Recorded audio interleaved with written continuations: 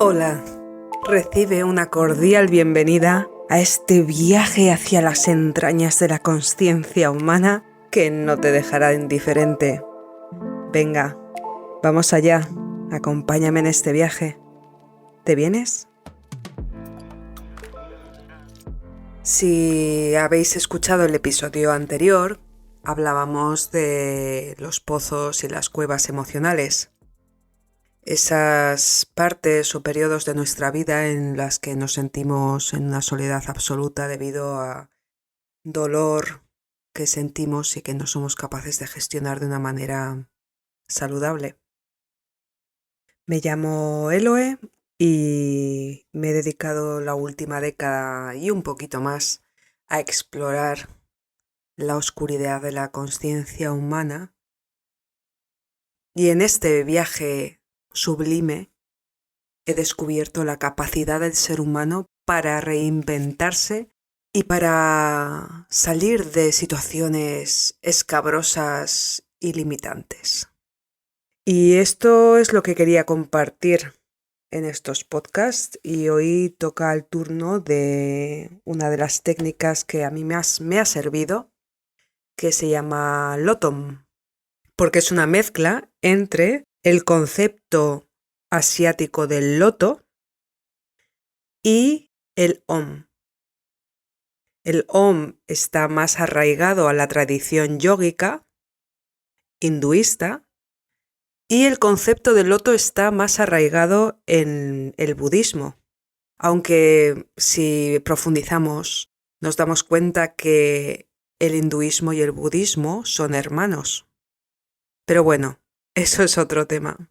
Hoy vamos a hablar de cómo utilizar esta técnica o este concepto para ayudarnos a actualizar y trascender esos pozos en los que nos solemos hallar y cómo convertirlos en cuevas. Si no has escuchado el podcast anterior, comentábamos cómo una situación límite en la que nos sentimos solos y totalmente desnudos ante nuestra propia oscuridad, cosa que es bastante terrorífica en muchos casos.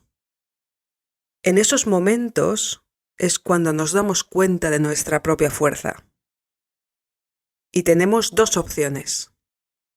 La opción de enfrentarnos con resolución y saber que vamos a salir de ahí porque todo es impermanente.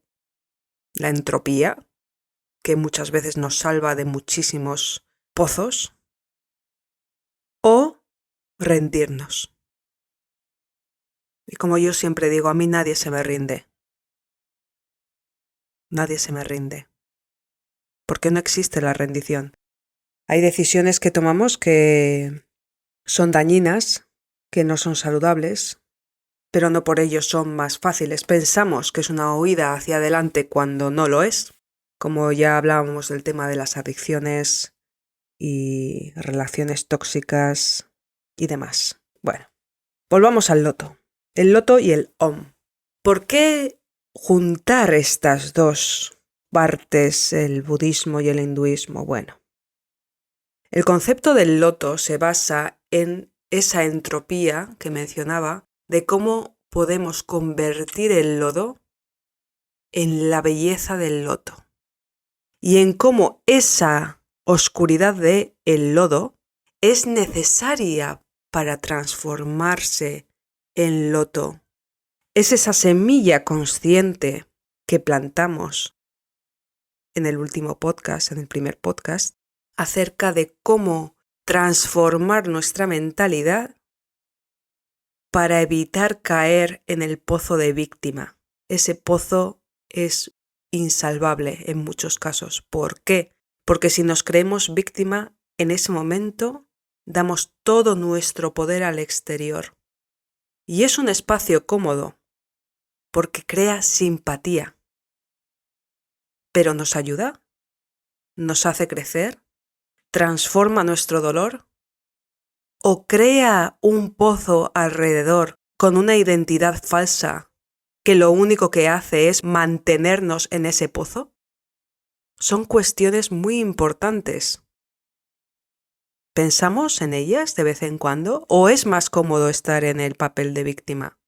¿O en el papel de verdugo? ¿O en el papel de salvador? Un triángulo muy interesante, otro concepto que quizás investigaremos más adelante. Volviendo al loto.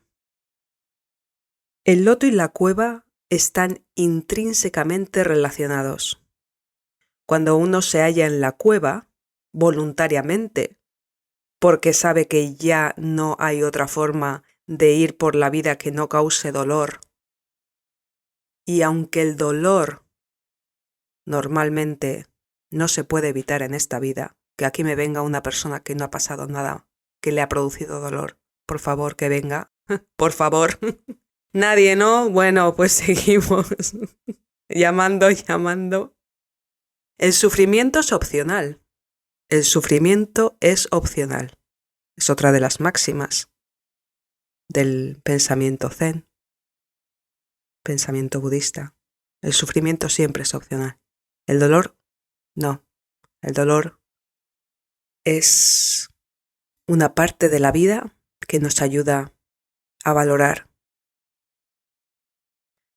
Y vivimos en unas sociedades, en estas sociedades occidentales, con mucho énfasis puesto en el materialismo, en el que se nos olvida, en el que evitamos, en el que suprimimos ese dolor, ya sea con analgésicos, con adicciones varias o simplemente con negligencia emocional.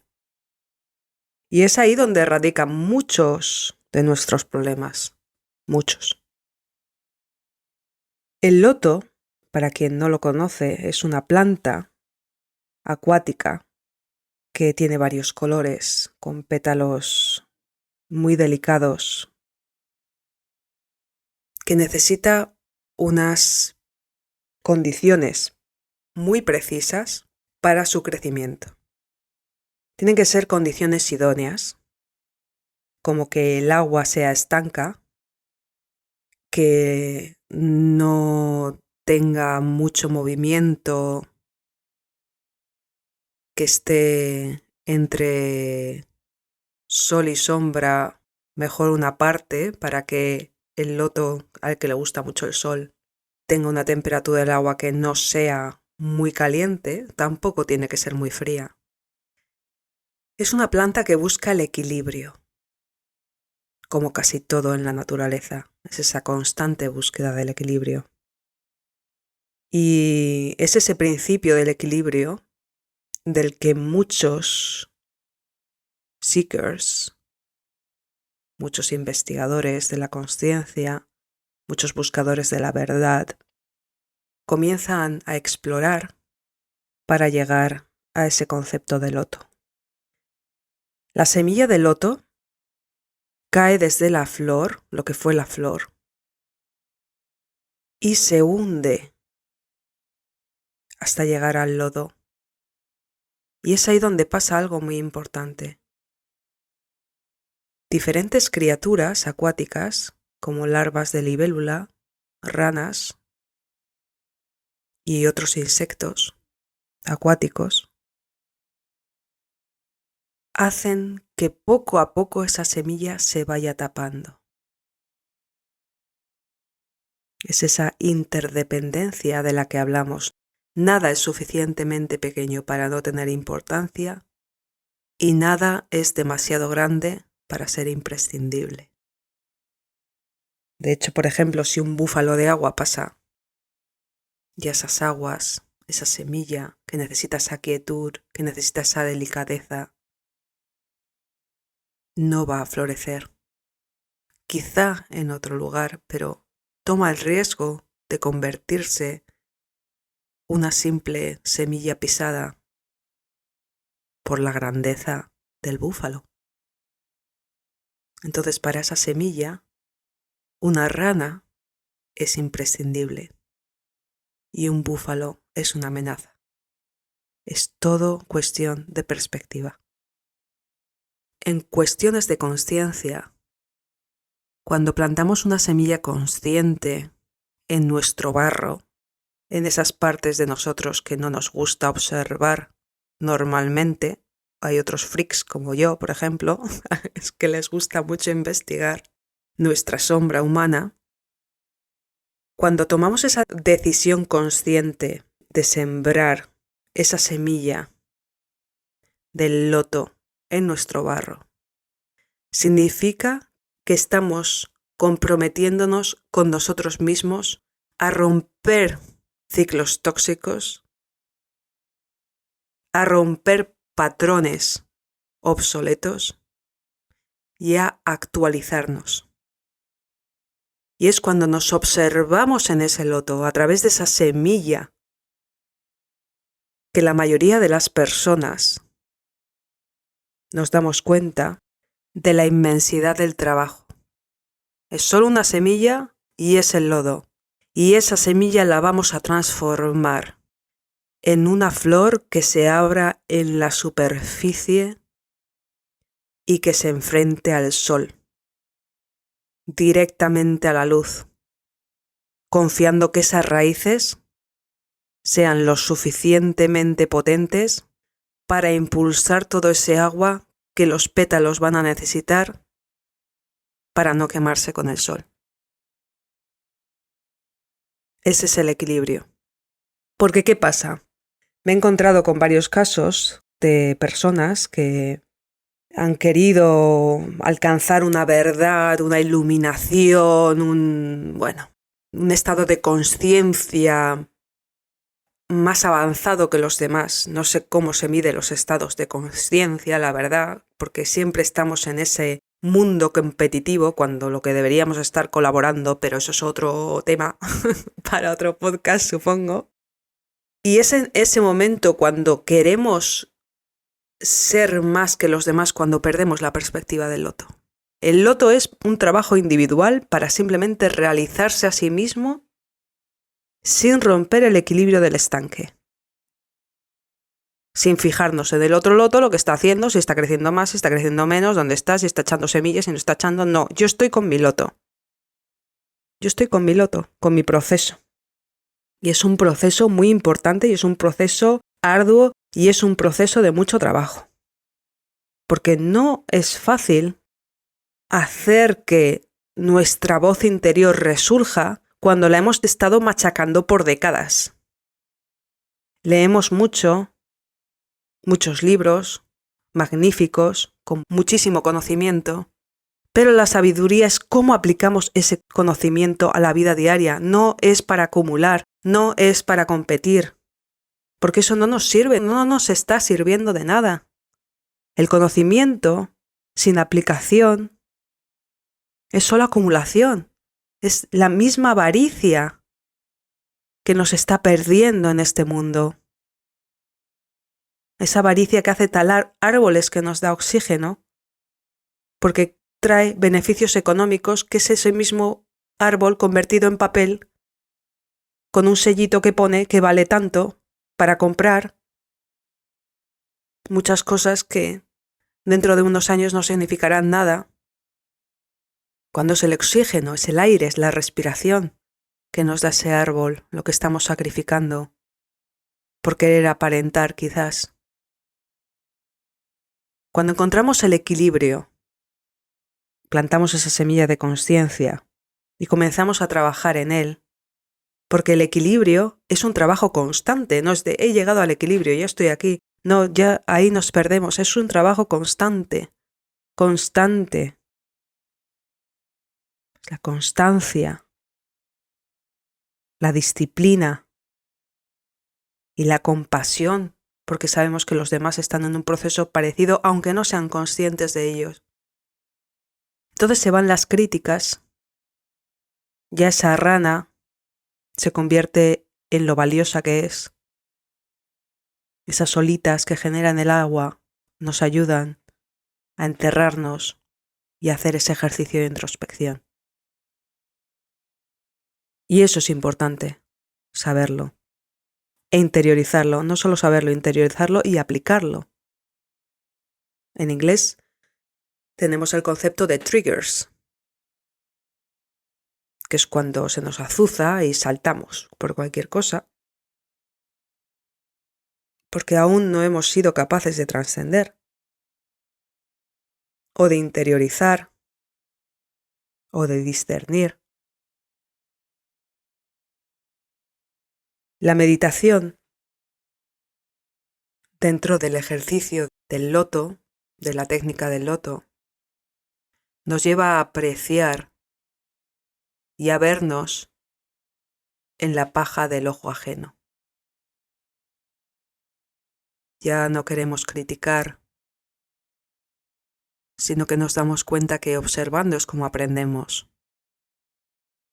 Y como dando la mano a alguien que lo necesita, en vez de pisarle la cabeza con el pie cuando está en el barro. ¿Quién sabe en qué tipo de loto se convertirá esa semilla? Todos llevamos esa semilla dentro. Es como mantenemos ese jardín interior. Pasamos al agua del loto.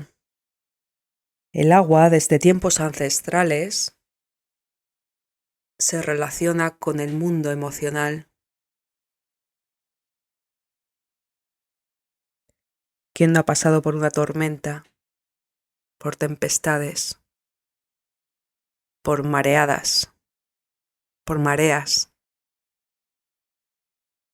¿Quién no se ha refugiado de la lluvia o ha nadado en el mar? Todo es agua. ¿Qué cambia entonces? ¿Qué genera una tempestad? La velocidad del viento. El viento son los pensamientos. ¿Cómo van nuestros pensamientos en nuestra mente? ¿Qué velocidad tienen? ¿Nos da tiempo de verdad a sentir algo? ¿O estamos tan acostumbrados a la vorágine perpetua, continua de nuestro día a día con todos los quehaceres que no nos da tiempo a de verdad sentir lo que estamos haciendo, lo que estamos pensando? Ese es el trabajo de la semilla del loto. La semilla del loto, al eclosionar, al dejar que esa conciencia tome el calor del lodo para trazar una línea recta hacia arriba. Es una línea recta hacia arriba lo que va a trazar el loto. A no ser que tenga algún obstáculo que, bueno, quizás salga un poco curva. Pero va a trazar el camino más rápido, más conciso, más directo hacia la luz. Y ese es el trabajo, es el lodo, semilla, agua, tallo, flor y vuelta a la semilla. Es el ciclo de los que ya hablaremos. Hay otra parte de este podcast que se va a llamar Ciclos dentro de ciclos. Pero ahora mismo estamos con el loto. Cuando nos damos cuenta de que simplemente lo que nos hace falta es una semilla consciente para trascender cualquier pozo, para convertirlo en cueva. Si yo, por ejemplo, estoy en una ruptura emocional me refiero, me he quedado sin trabajo y no he encontrado otro todavía. Me he quedado sin pareja y nunca he estado sin pareja, no sé cómo llevar mi vida sin pareja. He cambiado de país, me siento descolocada. Me he ido de casa por primera vez y no encuentro mi lugar. Me siento desprotegido o desprotegida. Cuando tenemos esa ruptura emocional, sabiendo que tenemos la semilla del loto con nosotros, que la podemos observar y saber que esta parte es el comienzo de algo nuevo, de algo necesario, de algo que, aunque ahora mismo no nos guste, nos va a hacer crecer. Cuando cambiamos así la perspectiva acerca de nuestras vidas, cuando no evitamos los problemas, sino que los abrazamos como partes necesarias para el crecimiento, es cuando tenemos esa valentía de romper la semilla. Porque la semilla está muy bien, ahí en el calorcito. ¿Por qué abrirse para ir hacia una luz que le va a hacer continuamente renovar esas emociones? Ese llevar el agua hacia la flor, hacia el tallo, el crecimiento. Pero, ¿y quedarse en semilla? ¿Siempre? ¿Es eso lo que queremos, de verdad? ¿No madurar? ¿No hacer lo necesario para que ese crecimiento se convierta en algo tangible? En esa autosuperación que diga, sí, lo he conseguido y sigo. Y cuando venga otro problema, de acuerdo, venga, aquí estoy, esto me va a enseñar. Me va a enseñar a cómo ser mejor jefe o a cómo no ser mal jefe. Esto me va a enseñar a ser mejor empleado o a cómo no ser mal empleado. Esto me va a enseñar a apreciar más la comida. Esto me va a enseñar a apreciar más a mis padres. Esto me ha enseñado a apreciar más tener un techo sobre mi cabeza. Esto me ha enseñado a apreciar lo pequeño de la vida, que muchas veces es lo mejor. Nos atrevemos a romper esa semilla, de verdad, y a explorar ese mundo emocional de ese agua, que lo ideal es que esté en equilibrio, pero muchas veces no lo va a estar. ¿Vamos a tener la fuerza para seguir creciendo? ¿Para adaptarnos al entorno y seguir hacia la luz? ¿O nos vamos a quedar cómodos en la oscuridad y no vamos a romper de esa zona de confort? Esa es la opción que tenemos con el loto. Es todo cuestión de opciones. Y es la práctica del loto la que nos ayuda a trascender las cuevas, pero sobre todo los pozos. Porque cuando tenemos este concepto en la mente y lo comenzamos a trabajar y lo aplicamos al día a día, ahí es cuando nuestra liberación comienza. Y es una autoliberación de todo lo aprendido. Y pasito a pasito lo vamos haciendo. Y es la importancia de no tener prisa. Porque si tenemos prisa y en términos de conciencia queremos acaparar tanta luz, queremos crecer demasiado rápido, el tallo no va a ser lo suficientemente fuerte, las raíces no van a tener el suficiente espesor ni el área suficiente en el suelo para sujetar bien a ese loto.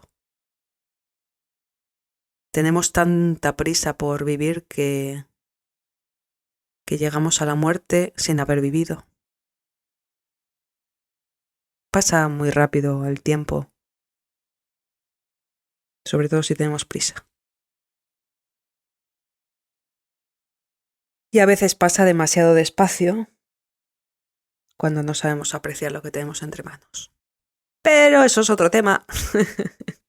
Y me estoy yendo de lo que estábamos hablando. Bueno, entonces el loto es una de las técnicas, de los conceptos, depende de cómo se lo quiera llamar, que durante la meditación podemos observar. En cuanto a la meditación, bueno, hay muchas técnicas diferentes que normalmente está en observar los pensamientos. Lo de dejar la mente en blanco personalmente no es algo que, bueno, cada uno que haga lo que quiera. Yo aquí no digo nada. Pero el observar las sensaciones del cuerpo, cómo se traducen las sensaciones a pensamientos y cómo esos pensamientos se traducen a emociones en el cuerpo, es un proceso muy importante. Es por ello que la meditación vipassana, de la que soy practicante desde el 2009. He participado en varios retiros de silencio de 11 días. Nos ayuda muchísimo a identificar esos patrones emocionales que nos limitan muchísimo, y patrones mentales también. Pero los emocionales más porque están arraigados en el cuerpo. Como decía en el anterior podcast, el cuerpo tiene memoria y es esa memoria emocional la que nos hace reaccionar en vez de responder.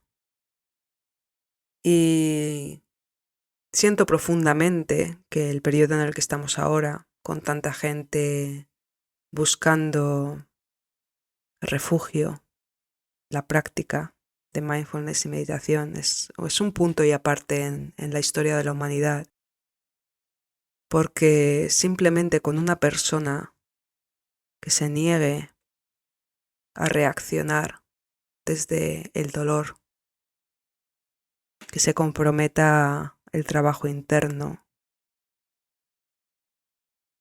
crea muchísima luz, genera esa flor de loto que sube a la superficie con humildad y sin ninguna otra agenda más que lucir frente al sol y sonreír. El loto, normalmente, cuando estamos en ese proceso de interiorizar y profundizar en los dolores de las sombras, lo profundo de la sombra, hay veces que es complicado centrarse, es complicado normalizar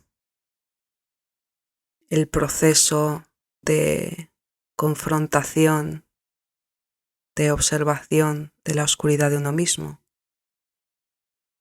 Y es por ello que el Om como símbolo y el Om como práctica tiene mucha relevancia.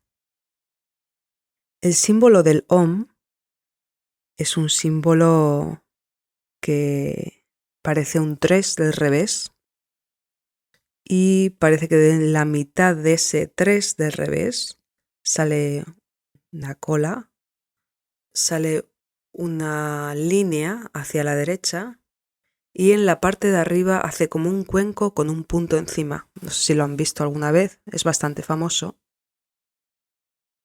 Bueno, os tengo que contar que desde la adolescencia estuve enamorada del símbolo Om.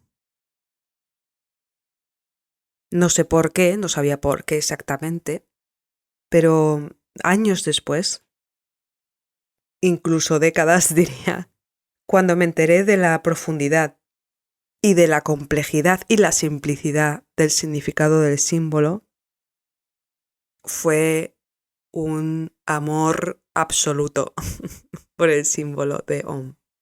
¿Qué es Om entonces? Om es todo. Es la fuente, es la vibración y la conciencia de todo el universo. Eso dice la teoría. Si miramos el símbolo, se divide en 5 partes. La primera parte es la parte de arriba, la primera parte de ese 3 o de esa E al revés. Ese primer trazo. Y si lo miramos, nos damos cuenta que le falta el comienzo. No es una imagen que hace espejo con la parte de abajo, sino que le falta el extremo. Esta parte del Om simboliza el estado inconsciente, el sueño profundo o la muerte. Cuando estamos totalmente desarraigados de la experiencia y solo vivimos en un estado mental subjetivo.